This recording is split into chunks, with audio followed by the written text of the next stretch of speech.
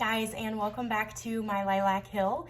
Brittany here with you today, and what I wanted to do is just bring you along for the next step of the process in making your tinctures. So in a previous video, we made several tinctures for our winter apothecary together, and it has been about 4 weeks, so it's ready to strain or press those tinctures out and put them into tincture bottles. So I wanted to bring you along for that. What I'm gonna do is I'm gonna adjust the camera so that you can see a little bit better.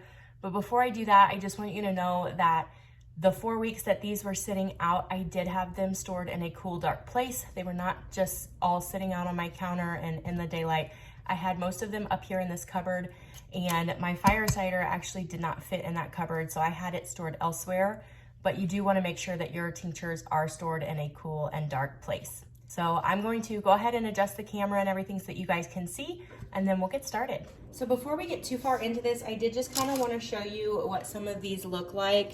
This is that herbal oxymel that we had made together, and it has several different types of herbs, primarily oregano, thyme, and rosemary in here. And then obviously it's an oxymel, so that would be apple cider vinegar and honey. This is the orange tincture that we had made together, and this is just orange peels, and I did use vodka for this tincture. Most of the other tinctures I make with apple cider vinegar, but this one does have vodka. And then this one here is oil of oregano, which is the one and only. If you could only make one, this is the one I would want you guys to make. And if you missed that video on all of the reasons on why I make these, how I make these, and what they're used for, I will link that somewhere up here in the iCards for you.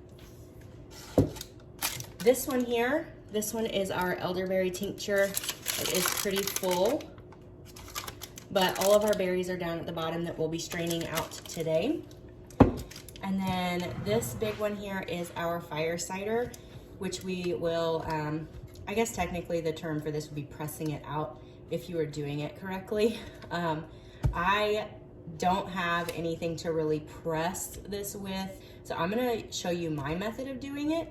And for me, it's more of a straining method, but it definitely works. And you know, you don't have to go out and buy fancy equipment for any of this. You can just use what you have.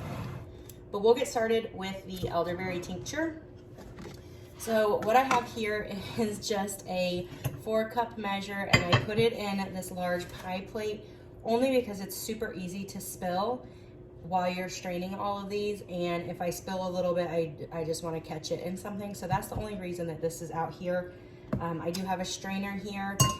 And again, I mentioned this in my elderberry video, but this stuff will stain. So I'm wearing just like my, well, it's my branded sweatshirt, but also it's an older sweatshirt, and I'm wearing my garden yoga pants that I don't care if mud or anything like that gets on them. So just make sure you're wearing clothes that you don't mind getting messed up.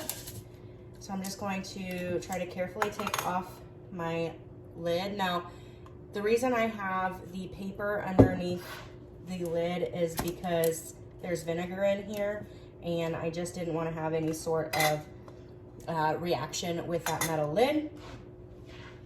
And as you can see here, the liquid did kind of come up around where the lid was. Totally fine, totally normal. But if I hadn't had that paper, you can kind of see where the oxidation is on the paper itself. That would have been kind of just all over my lid and in my tincture, and I didn't want that. So I used the paper for that specific reason. Probably would have been best if I'd had wax paper. I don't have wax paper, I just have parchment paper, so I did the best I could. But if you have wax paper, I would recommend using that over parchment paper for sure.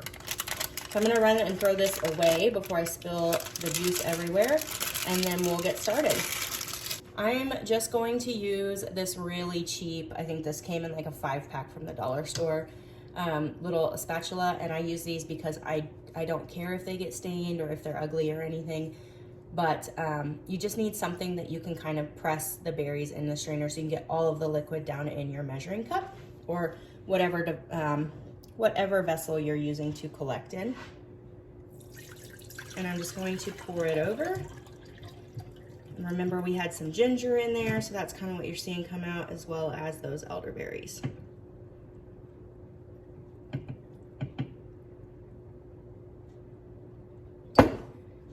what I'll do is I'll just kind of press. You can see a little bit more liquids coming out.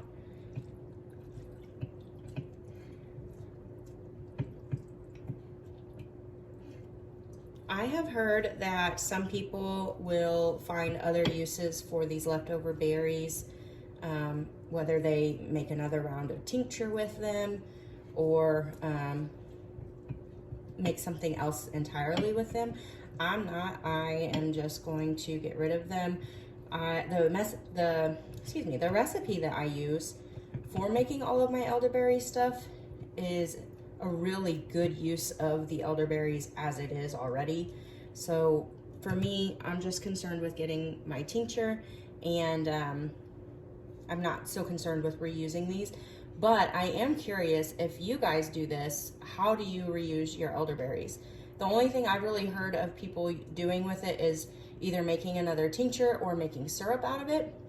But if you have other things that you use with this, I guess you could call it elderberry discard, I'm definitely curious to know what it is that you make with them. Because if it's something that I could see using in my kitchen or on my homestead, I may consider trying it out.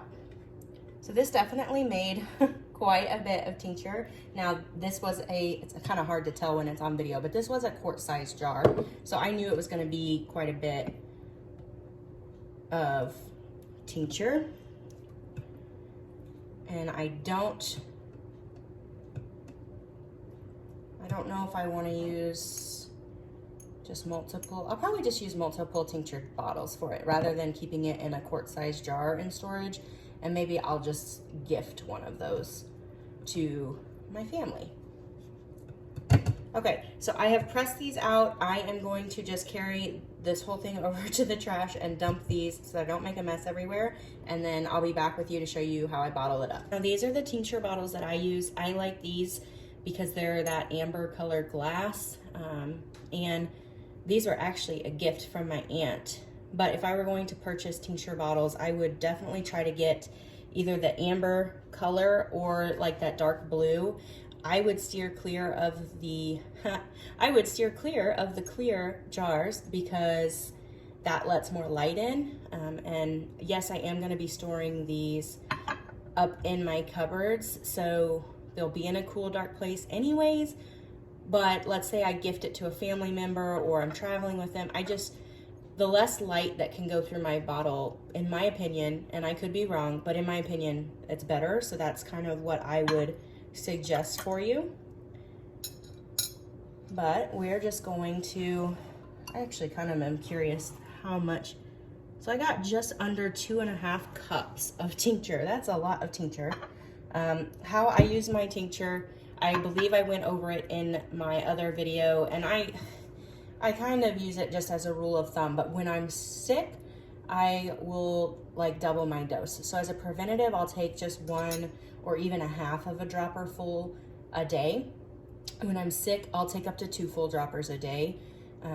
Some people might take more. For me, that's what I have found is a good dose. But I do always recommend that you do your own research and do what's best for you. And just keep in mind, I am not any sort of a medical professional, so definitely do your own research. And I am not telling you what to do, I'm just showing you what I am doing. Okay, so there's that one, and I'm going to fill another one. Might end up having to do 3,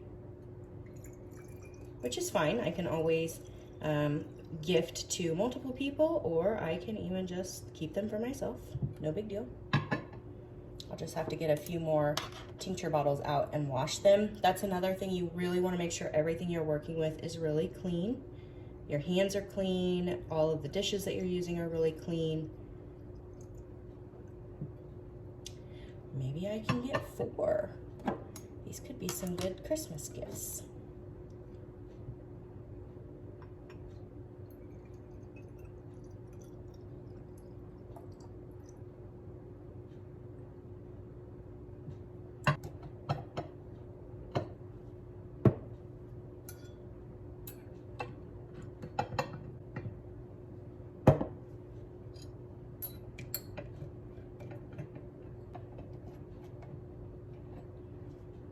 Okay, so I have got all of these filled and the lids are on. What I'm gonna do is I'm gonna take them over to the sink and just kind of rinse them off just to make sure I'm not making a giant mess, because I kind of already am making a giant mess. But I'm gonna clean all this up and then I'll show you how I label these and we'll move on to the next tincture. Okay, so I've got my elderberry tincture sitting over here on a towel. I just rinsed these off really quick to make sure I got any of the spillage rinsed off. And while they are drying, I'll move on to the next one. I don't want to put my labels on here until they're dry, so I'll show you that process here in a little bit. But we're gonna go ahead and move on to our oil of oregano. And it is the same process. You're just gonna open it up, remove your paper, and pour it over your strainer. I do want to get all of those herbs out so that I can get all the oil out of them. So this is where your rubber spatula comes in handy. You could also use like a butter knife or a spoon, but I like the rubber spatula because it can get more of the oil and stuff out. And then you'll just kind of press on that. And because this is an oil and it takes a little bit longer for it to come through the strainer, I'll let it sit for a minute and then I'll press on it a few more times.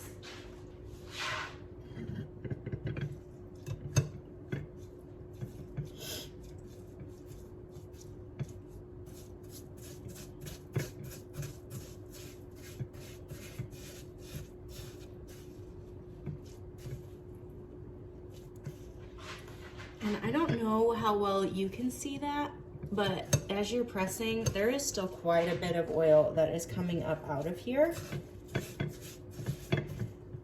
So you're really just looking to get as much oil out of those herbs as you possibly can.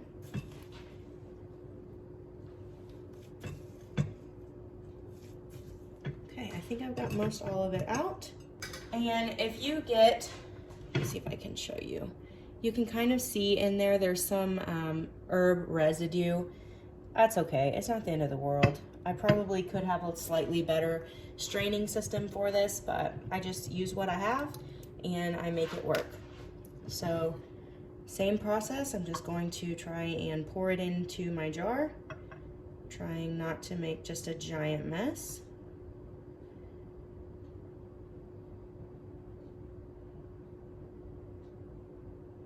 That's going to be a perfect fit.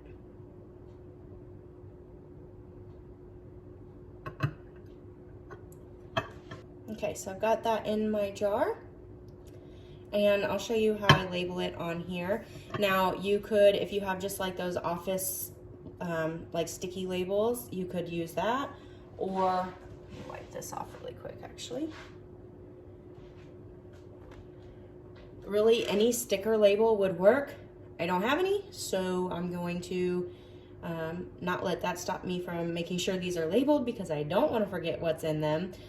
So what I'm doing is I have a bunch of sticky notes. I always have a ton of sticky notes. So I'm just going to take one of those, use a Sharpie to write on it, and I've actually already done that. This was our oil of oregano, so this is what it looks like. I make sure I know what it is, and since this tincture was made with apple cider vinegar and not vodka, I put that on there because, well, the reason I distinguish my tinctures made from vodka versus apple cider vinegar is some of my tinctures, not all of them, and I'm not saying that you should do this with your kids. You need to make sure you know which ones are safe for children and which ones are not. But if I am going to give a tincture to my son who obviously cannot have vodka, I want to make sure I know that it's an apple cider vinegar tincture. So I label that. I also put when I made the tincture. So what I'll do is I will just use some Scotch tape and tape this to my jar, or to my bottle.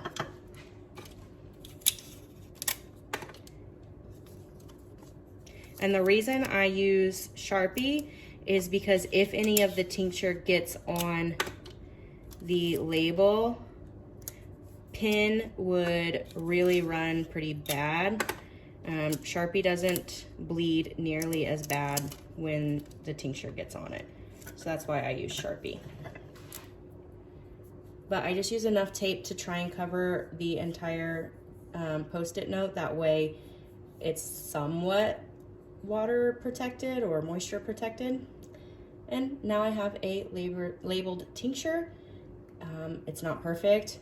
My OCD bothers me a little bit. I used to print out labels because it looked a lot neater and more professional, but I don't have any ink in my printer and I don't have any labels, so that wasn't gonna work today. So this will work for now, and maybe on my next batch I'll have ink and labels. But if you don't have a printer, or if this is easier for you, it's definitely an option. I'm just gonna move on to the next two. I'm probably not gonna talk during that because it's the same exact process. But when we get ready to do our fire cider, I will explain a little bit more in detail.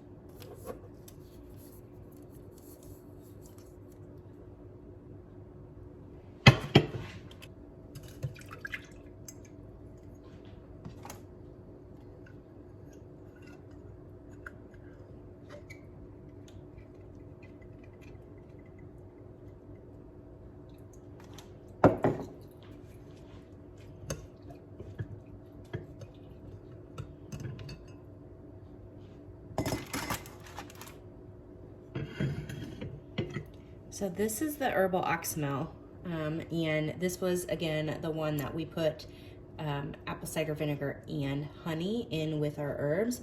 And so it's a little bit different consistency, and there is some herb residue in there. Totally fine, does not matter, but you will notice a little bit of a different consistency with the Oxymels versus the tinctures, simply because there's honey in it, so it's going to be a little bit thicker.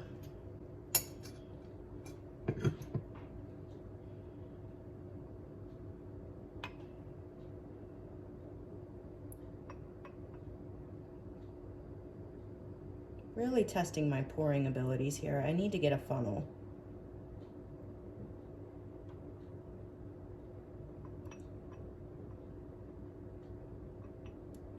Okay. These little ones are just kind of cute. I'll make some labels for these and we will move on to fire cider. Okay, so we're ready to do the fire cider, and this one makes quite a bit of a mess. So yeah, if I just have like everything splattering everywhere, it's just part of it.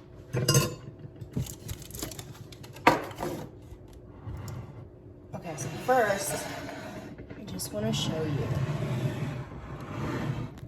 I don't know how easy it's going to be to show you, but you can see kind of how everything looks. I'll try to do a side-by-side comparison of what it looked like when we made it and what it looks like now, and throw that in here for you. And maybe I should actually show you this part too. So that's what it looks like. And somewhere down in there is our fermenting weight. We will find it as we go. Let me get you set back up here.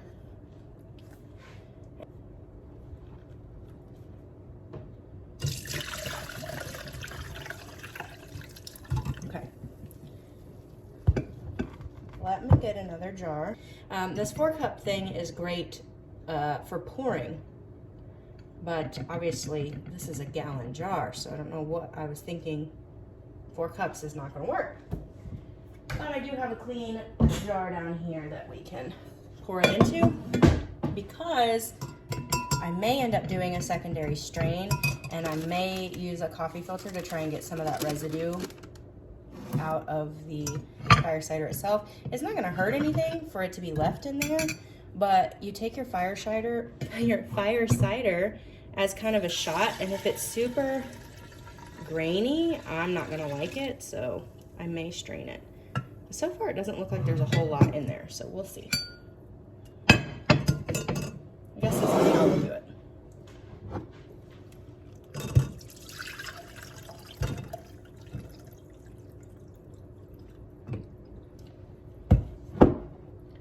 And before it breaks anything, get my fermentation weight out of there. I wish you could smell this. Some people might think it stinks, but I really like the smell of it. I mean, obviously it smells a little bit like vinegar, but it's also got cinnamon and peppers and citrus, and to me it kind of smells like holiday vinegar. Is that, can we start a new thing? It's like holiday vinegar. That's what it is. Smells like the holidays with vinegar added. So maybe not quite like the holidays.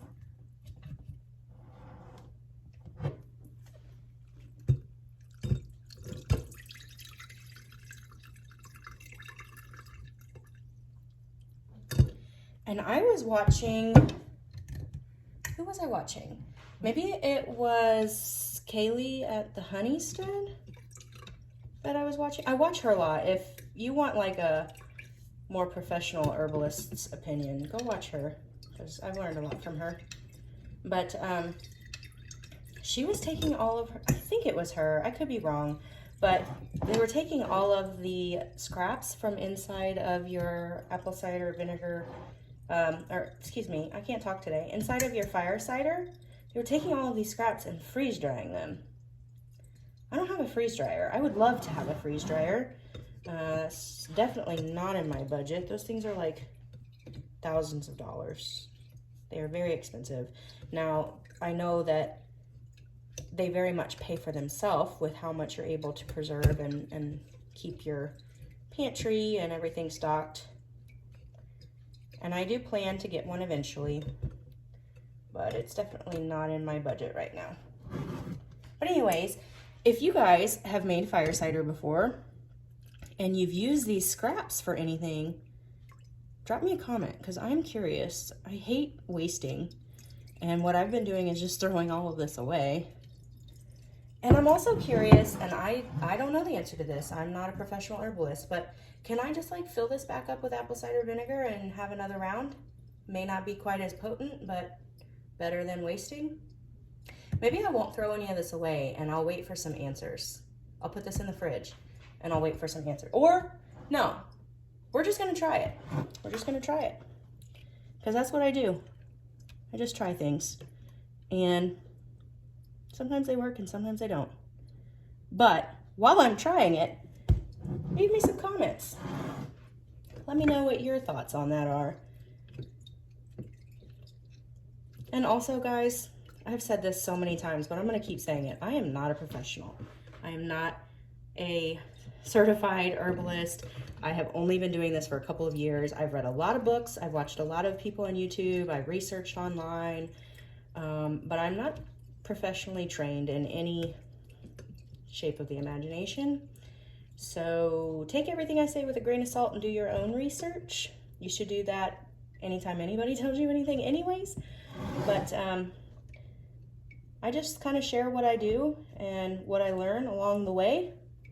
If I'm wrong and I find out later that I'm wrong, I'll come back and correct myself. But yeah, I just kind of do the best that I can. And I think that everybody should do that.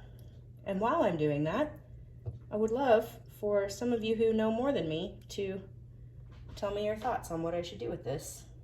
Or, well, like I said, I'm going to fill it back up with apple cider vinegar, and I'm going to try again for a second round.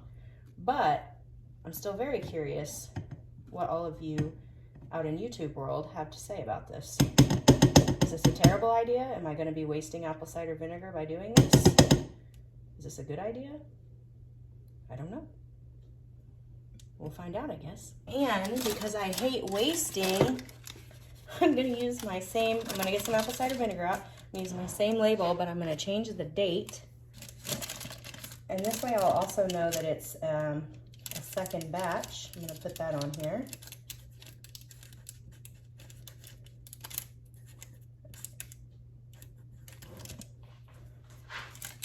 And it will be ready just after the first of the year. Let me get my apple cider vinegar. And I hope I don't regret this. Okay, thoughts. This is not going to be as potent as the first time I made it. So I'm only going to fill it halfway up with apple cider vinegar, because apple cider vinegar, especially the kind that I use, is not super cheap. And I don't want to fill it all the way up in case it doesn't work out very well. But I'm going to fill it about halfway up. No, that's not going to work either, because you have to fill the produce.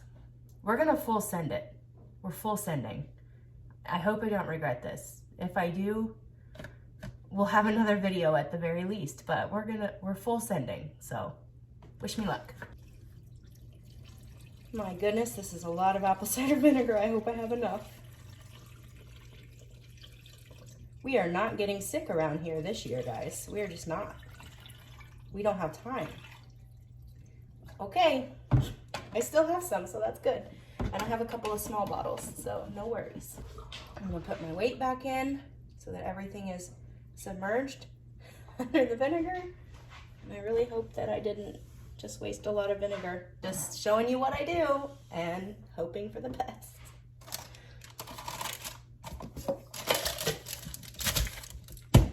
Okay, we are gonna put this back in a cool, dark place for 4 more weeks, and we'll have another video on it. In the meantime, I need to finish the first batch. Gosh, there's so much. I'm gonna have to gift some of this to other people and help them fight cold and flu season. So every time I make fire cider, it's a little bit different. I follow a slightly different recipe just depending on the ingredients that I have.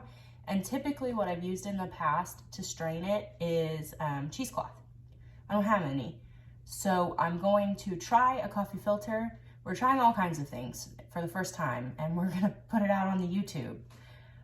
So I don't know how well it's gonna work through this coffee filter, but it will at least catch some of that residual turmeric powder and cayenne pepper powder and cinnamon. So that's what I'm going to try. I recommend you use cheesecloth. Well, actually, we'll wait till I get done. Maybe I like the coffee filter better. We'll see. So I've got my strainer on top of my 4-cup measure, which I know this is more than 4 cups, but we're gonna take it in small batches.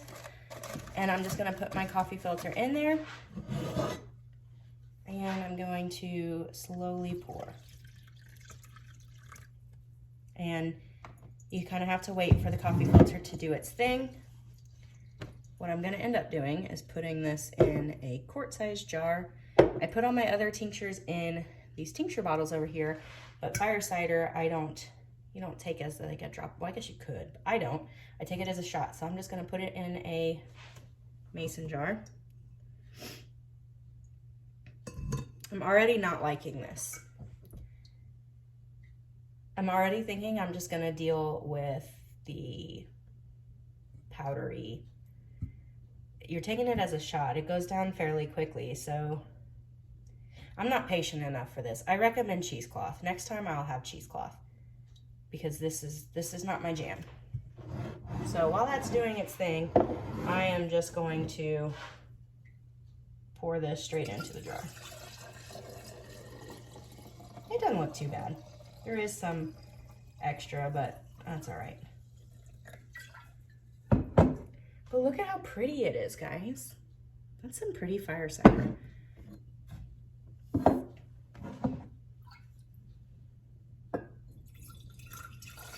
And again, if you missed my video on how I made all of these, I will make sure it's linked I've had several questions since making it. So check the comments. There's some answers to questions in there. If you don't see an answer to your question, either drop me a comment or send me an email, and I don't know that I'll have the answer, but I will try. Okay. Yeah, this is not my jam. Not liking it. Too slow.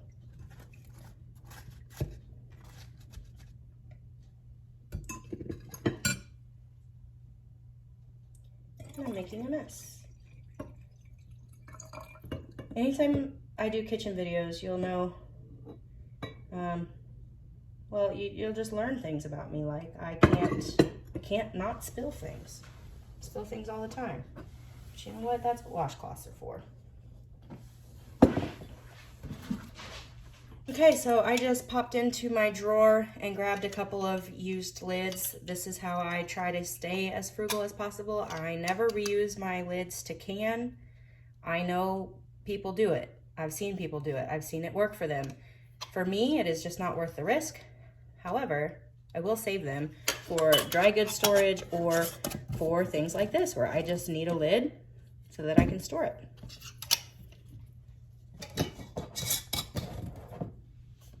All right, guys, I'm going to clean up my dishes here, and then we'll have a little chat at the end of this video. I hope you guys liked that video. I really hope I didn't just mess up that whole jar, but I'm really looking forward to your comments because I know that I'll get some from you guys that may have been making fire cider longer than me, or you may have better ideas than I do. So please share them. I think that we can all learn from each other. I'm gonna bring you along for the journey of that second batch and hope that it turns out it's pretty at the very least. So I guess we'll see. But what I wanted to do is just kind of show you all of the bottles now that I have them labeled and what we were able to make. Here we have everything. We have all of our tinctures. I have made sure that they are labeled. We have our fire cider that we can start consuming.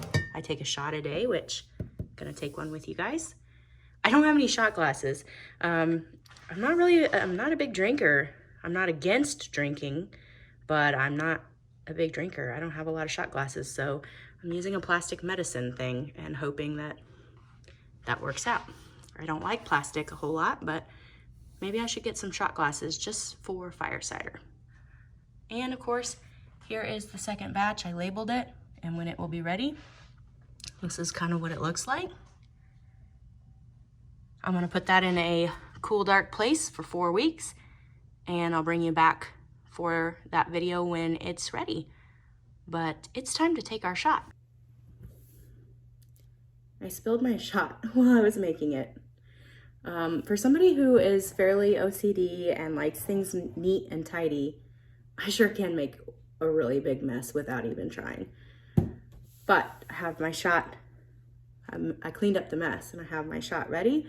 So we're gonna go ahead and take that, and I'll let you know what I think. Like I said, every time I make fire cider, it is slightly different. This one I made extra spicy, so I don't know, I guess we'll see. Cheers.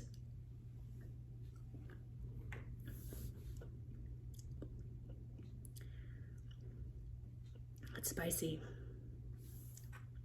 Spicy in the best way. Like if you don't like spice, you're not gonna like my recipe because it is spicy. Like my mouth is watering because it's so spicy. But I like spicy. I enjoy spicy food, and I like spicy in my fire cider because for me, I get a lot of sinus infections.